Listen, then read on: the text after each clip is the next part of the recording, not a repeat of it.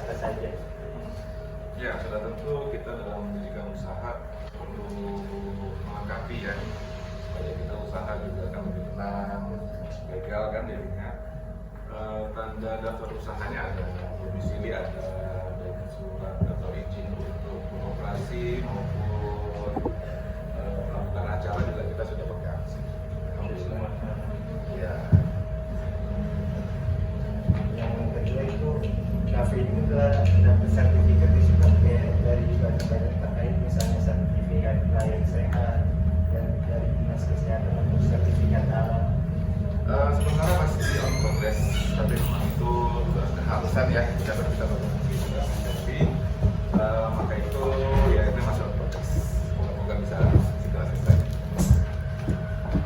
Ya, pertanyaan yang kedua itu ada aspek pasar dan pemasaran Pak. Yang pertama, siapa segmen pelanggan utama yang Bapak targetkan untuk kafe ini?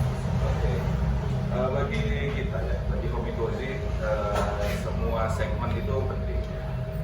Maka itu kami mencoba menyasar ke multi level segmen. Gak hanya anak muda. Ya, nggak hanya anak muda, keluarga pun juga kami jadikan sasaran utama juga kaum yang remaja juga. Dan alhamdulillah sih memang sesuai dengan segmentasinya tempat ini nggak cuma diisi sama satu segmen saja. Jadi ya dari semua kalangan, alhamdulillah kita bisa menampung. Yang selanjutnya itu ada bagaimana Bapak menilai potensi pasar untuk kafe di lokasi ini? Oke, kalau potensi pasar ya di lokasi ini secara ekonomikal ya, growth ekonomikalnya cukup tinggi. Kita bisa measure, kita bisa ukur dari berapa banyak tempat-tempat usaha, terutama yang kuliner atau F&B yang baru buka atau baru beroperasi setiap bulannya itu ada aja. Jadi memang potensi pasarnya masih sangat tinggi sekitar sini. Bagaimana Bapak menilai permintaan pasar untuk jenis makanan dan minuman yang ditawarkan? Jadi memang kalau kita atau banyak orang ya, kalau ke coffee shop itu kan bayangannya adalah untuk tempat ngopi saja. Di sini kita coba untuk mengisi market di mana orang nggak cuma untuk nongkrong dan ngopi atau hangout saja. Kami juga sediakan menu pendamping, terutama di makanan yang bisa menjadi untuk pemenuhan kebutuhan dari market lain. Dan di sini memang nggak gitu banyak coffee shop yang seperti kita. Kebanyakan kan teman-teman di sini hanya menyediakan minuman saja, kalaupun ada makanannya sifatnya lebih seperti snacks, ya cemilan. Nah di sini kita mencoba untuk memberikan sesuatu yang berbeda, sesuatu yang lebih dari yang lain. Kita juga jual makanan seperti mingkos gitu. Apakah ada tren pasar tertentu yang Bapak perhatikan, misalnya peningkatan permintaan untuk kopi dan sebagainya? Oke. Dalam kurun waktu beberapa tahun terakhir ini memang ada peningkatan pasar ya, terutama dari sektor anak muda ya. Sekarang lebih melek terhadap dunia kopi. Kalau tadinya mungkin hanya minum kopi susu saja gitu ya, tapi sekarang customer nih, terutama anak muda ini sangat selektif sekarang. Mereka mencari tempat kopi yang memang bisa menyediakan kopinya yang specialty. Nah ini adalah satu perubahan market yang kita terus monitor dan kita coba untuk provide di sini. Apa sih itu strategi promosi utama yang digunakan untuk menarik pelanggan? Oke, pada dasarnya kita selalu mencoba memenuhi kebutuhan dari pelanggan. Ya, kita mencoba untuk mengcapture apa sih yang customer ini butuhkan. Kita rutin lakukan riset, kita rutin lakukan riset ya, pasar langsung, ke market langsung, dan kita coba provide sih. Kalau untuk promosinya itu kita banyak mengandalkan di media sosial, itu udah pasti. Layaknya bisnis-bisnis lain, maka media sosial adalah menjadi tempat promosi utama untuk kita. Bagaimana Bapak mengukur efektivitas promosi pemasaran? Oke, kita bisa lihat dari engagement kalau di media sosial ya, kita sudah bikin konten yang cukup relate kepada audiens kita. Alhamdulillah pun responnya lumayan baik. Dan juga kita juga bisa measure, kita ukur dari jumlah customer yang datang. Setiap masanya pergerakannya trennya alhamdulillah positif. Maka itu kita bisa bilang program atau bentuk promosi yang kita lakukan sudah yang lain. Apakah Bapak memiliki program loyalitas atau promosi khusus untuk pelanggan? Oke, program loyalty secara khusus kita masih dalam pengembangan. Tapi bagi saya, bagi kita, semua pelanggan itu yang penting. Dan bagaimana kita bisa treat mereka sebaik-baiknya di sini, sehingga bisa menjadi customer yang loyal dan juga bisa menjadi agen pemasar kita, sehingga untuk menarik banyak customer baru juga sih. Yang pertanyaan selanjutnya itu ada aspek manajemen dan SDM. Bagaimana sistem manajemen persediaan Bapak beroperasi? Manajemen persediaan. Oh, manajemen persediaan, manajemennya seperti apa? Kayak misalnya bahan-bahannya, persediaannya, operasinya kayak gimana? Ya, kita di sini coba mengontrol ya untuk stok dan inventory. Kita monitor setiap hari, kita juga berupaya mengurangi waste sebisanya kita. Kita juga melihat kita rutin evaluasi untuk COGS atau cost of goods sold-nya, apakah ada bahan yang bisa kita remove atau kita gantikan, dan juga ada lain-lainnya. Rencana Bapak untuk mengurangi pemborosan bahan baku gimana? Mengurangi Pemborosan bahan baku. Oke. Pada dasarnya kan bahan baku itu dipakai untuk produksi. Jadi kalau kita bicara untuk mengurangi waste gitu maksudnya, maka proses produksinya pun itu harus berjalan secara tepat dan efisien. Maka itu kami selektif juga dalam memilih bahan baku yang baik, bahan baku yang tidak cepat expire, dan juga kami rutin melakukan evaluasi terhadap SOP atau tata cara pembuatan produk sehingga bisa mengurangi waste. Itu bagaimana proses rekrutmen dan pelatihan staff dilakukan di sini? Rekrutmen kita lakukan secara mandiri, kita nggak mengambil dari outsourcing atau penyedia jasa lainnya. Kami lakukan secara mandiri dan bagaimana pelatihannya? Ya. Pelatihan pun kita lakukan berkala sesuai dengan kebutuhan. Apabila ada staf kita yang mungkin pindah posisi atau perlu upskilling dari sini bisa naik lagi, itu kita lakukan training secara pindah berkala sesuai dengan kebutuhan. Apa sih kriteria utama yang dicari dalam rekrutmen? Yang pasti harus sesuai dengan nilai core value yang memang kita pegang di hobi batik. Kalau untuk skill bisa dilatih, pengalaman pun juga ya kita bisa di-achieve nantinya. Tapi yang utama itu untuk kriteria adalah harus sesuai dengan poin-poin yang kita analisis. Bagaimana Bapak memastikan operasi harian berjalan dengan lancar? Daily checking itu wajib. Jadi sebelum operasional kita lakukan daily checking terhadap inventory, terhadap equipment, bahan baku, dan kesiapan areanya. Kita make sure semuanya sudah oke, sesuai standar. Nah, itu lebih kita untuk memastikan. Langkah-langkah yang diambil untuk menjaga standar kualitas layanan gimana? Langkah-langkah yang diambil untuk menjaga standar kualitas pelayanan. Oke. Kami juga rutin melakukan meeting ya. Di situ ada kesempatan buat kita untuk saling sharing apabila ada. Selanjutnya apa sih Pak langkah-langkah yang diambil untuk menjaga standar kualitas pelayanannya?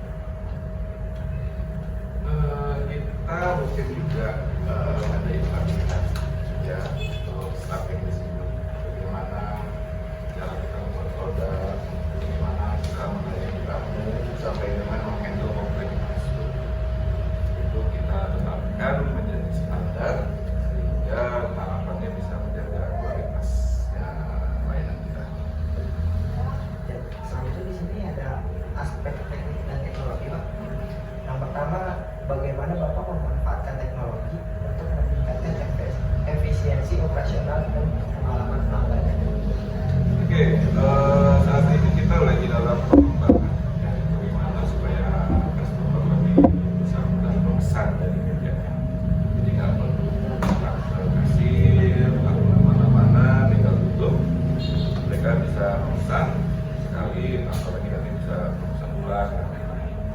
kami juga lagi berupaya bagaimana bisa memanfaatkan atau mengoptimalkan sistem delivery mandiri. Jadi tidak terikat pada satu aplikasi perusahaan tertentu, tapi kita lakukan secara mandiri. Jadi customer tinggal kontak, nanti pesanannya kita siapkan dan kita antarkan sampai rumah.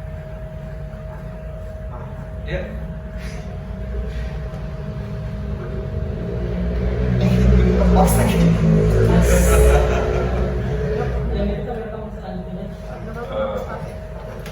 Selanjutnya yang kedua, Iya. kan tadi Bapak udah bilang kan kayak promosinya lewat media sosial ya. Iya. Di sini bagaimana teknik Bapak dalam melakukan promosi ke media sosial?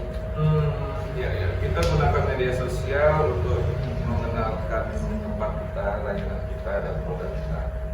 Kita juga membuat konten yang entertaining, yang masih relate. Bagaimana Bapak menjaga kopi-kopi ini tetap relevan dan menarik bagi pelanggan dari waktu ke waktu? Riset itu wajib ya. Kita kalau mau terus berkembang ya kita harus juga mau mengikuti tren pasar. Kita kemana ya kita coba untuk follow, mengikuti. Jadi kita harus mengamati dalam market ini artinya apa yang mereka senangi, apa yang mereka butuhkan. Nah, terus kita coba untuk sediakan. Selanjutnya ada aspek finansial Pak. Silakan. Bagaimana Bapak mengontrol biaya operasional setiap harinya? Biaya operasional kita kawal secara ketat ya. Kita hindari pemborosan yang enggak perlu. Kita kurangi penggunaan listrik, penggunaan air, dan juga untuk manpower pun atau tenaga kerja untuk staf yang kerja di sini pun juga kita upayakan bisa maksimal. Jadi kalau bisa dikerjakan oleh satu orang, kita harus 2 atau 3 orang. Jadi pembagian tugas yang tepat. Selanjutnya, apa strategi Bapak untuk menghadapi fluktuasi harga bahan baku? Untuk bahan baku kita proses dari raw ya, ini kita proses dari masih mentah, lalu kemudian upaya itu kita lakukan supaya kita tidak terlalu, kita lebih bisa mengontrol harganya tadi, mau baik itu di kitchen maupun di bank, kita sebisa mungkin create sendiri apa yang kita butuhkan. Selanjutnya, bagaimana Komikozi berkontribusi terhadap perekonomian lokal? Oke, alhamdulillah kita bisa membawa pengaruh positif ya, terutama dari sisi sektor ekonomi untuk warga sekitar. Dengan adanya Komikozi di sini, ini juga menarik bagi orang yang lewat. Akhirnya banyak dimanfaatkan juga oleh orang-orang yang berjualan di sekitar. Karena lokasinya kan juga cukup strategis, gitu kan, tempat kita terang, dan kami pun nggak ada persoalan dengan itu selama tidak mengganggu operasional kita. Jadi alhamdulillah kita bawa beberapa dampak positif lah dari sisi ekonomi untuk daerah sini. Selanjutnya, apakah Komikozi ini menciptakan peluang kerja bagi penduduk setempat? Ya, dan itu juga termasuk. Jadi 100% karyawan kita adalah warga lokal. Memang itu adalah bagian dari mission statement kita. Kita ingin juga berkontribusi terlebih dari sisi ekonomi untuk wilayah tempat kita berusaha. Selanjutnya, apa saja komponen biaya terbesar dalam operasional Komikozi ini Pak? Terusnya, bagaimana Bapak mengontrol biaya tersebut? Komponen biaya terbesar sudah pasti labor cost ya, atau sumber daya manusia. Nah, tinggal bagaimana kita mengelola sehingga setiap tenaga kerja itu bisa produktif, bagaimana bisa menghasilkan produk yang bagus, berkualitas, sesuai standar, sehingga juga berharapnya kita adalah bisa lebih stabil lagi omsetnya. Selanjutnya, bagaimana Komikozi ini memastikan kesejahteraan dan kepuasan karyawan? Baik, bagi kita, bagi Komikozi, karyawan itu adalah aset. Tanpa karyawan, tentu saja kita tidak bisa beroperasi. Maka itu kami pun treat teman-teman yang kerja ini layaknya keluarga. Kami perhatikan juga kondisinya gimana, nggak cuma stafnya tapi juga keluarganya. Kalau ada yang bisa kami kontribusikan untuk teman-teman yang bekerja, ya kami akan kontribusikan. Untuk kita pun juga rutin bikin outing ya, untuk kita bisa menjaga keakraban ya. Dan insya Allah akan ada program-program lain yang terkait dengan kesejahteraan karyawan. Untuk waktunya itu setahun sekali apa? Sementara masih setahun sekali, tapi kita upayakan bisa lebih sering lagi. Di sini ada, apakah ada program selanjutnya? Apakah ada program insentif atau benefit khusus bagi karyawan? Oh, sudah pasti. Jadi kan dari setiap bill yang dibayar oleh customer itu ada yang kita sebut dengan service charge. Nah, service charge itu pun, service tax ya. Tax and service. Sorry. Nah, itu tentu saja kembali lagi kepada karyawan sebagai bentuk apa ya, bentuk apresiasi juga kepada teman-teman yang sudah bekerja keras untuk mengikuti. Selanjutnya, apakah Komikozi ini pernah menghadapi isu sosial atau kontroversi gitu Pak? Terusnya kalau memang ada, bagaimana penanganan? Alhamdulillah nggak pernah ada ya. Aman. Dan kita selalu menekankan untuk kita bersikap antisipatif ya. Kita mencoba untuk mengantisipasi masalah sebelum itu terjadi. Lebih mudah untuk kita mengantisipasi daripada memecahkan masalah yang sudah terjadi. Tapi kalaupun ada persoalan, tentu saja kami akan selesaikan dengan cara kekeluargaan yang baik untuk kedua belah pihak. Di sini terakhir ada aspek lingkungan gitu Pak. Bagaimana Komikozi ini mengelola sampah yang dihasilkan dari operasional setiap hari itu? Kami berupaya untuk tidak menciptakan sampah, ya, sehingga tidak ada yang perlu kita kelola. Kalau kita sudah menciptakan sampah, otomatis kita harus mengelola, ya kan? Maka itu kita mengurangi penggunaan bahan-bahan yang sekali pakai. Di Komikozi kita pakai untuk penyajian, kita pakai gelas yang kaca ya, kita nggak pakai gelas plastik. Itu juga dengan piring sajinya, alat makannya. Harapannya itu bisa untuk mengurangi waste atau sampah atau limbah. Selanjutnya yang kedua, apakah ada program daur ulang untuk pemilihan sampah organik dan non-organik? Oh iya, sampah organik dan non-organik dipisahkan. Selanjutnya, bagaimana Komikozi ini menangani limbah makanan Pak? Kalau limbah makanan kita tangani dengan hati-hati ya, jangan sampai itu menjadi bentuk pencemaran untuk lingkungan. Untuk sampah-sampah tertentu ya kami treat sebagaimana seharusnya supaya aman untuk semua. Selanjutnya, apakah ada program donasi makanan atau kompos yang diterapkan untuk mengurangi limbah makanan? Insya Allah, jadi memang kami ingin sekali bisa berkontribusi. Ya, bisnis yang sehat adalah bisnis yang nggak cuma menguntungkan dari sisi finansial, tapi juga harus bisa membawa impact untuk yang baik, positif kepada minimal tempat di lingkungan usaha itu berada ya kan. Jadi untuk masalah yang tadi itu, insya Allah kami sedang upayakan bagaimana kita doanya ya. Selanjutnya di sini, apakah Komikozi ini memiliki sertifikasi lingkungan seperti ISO 14001 atau sertifikat lainnya Pak yang dapat? Untuk ISO belum, tapi kita masih berupaya untuk bisa mengejar ke arah situ. Selanjutnya, bagaimana Komikozi ini mengevaluasi dan memantau dampak lingkungan dari operasionalnya? Ya kita jaga ya, kita juga melihat sekeliling kita apakah ada damage atau kerusakan atau impact negatif dari lingkungan tempat kita berada. Dan mungkin kedepannya pun kami akan bikin semacam bakti sosial ya. Bagaimana nanti staff-staff di sini kita bersama-sama memperhatikan lingkungan sekitar kita, mungkin kita bisa melakukan penanaman tanaman di depan-depan sini, di samping dan sebagainya. Dari kami cukup sekian pertanyaan Pak.